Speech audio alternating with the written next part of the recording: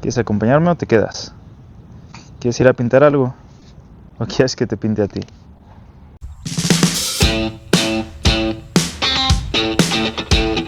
Creo que entonces este tronco en específico será mi objeto de hoy, será mi modelo.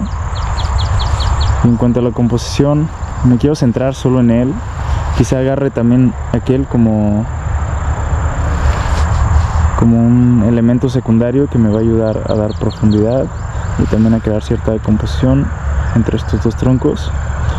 Y el árbol de atrás lo voy a eliminar porque no quiero que haga tanto ruido y quiero dejar toda la atención puesta en este tronco.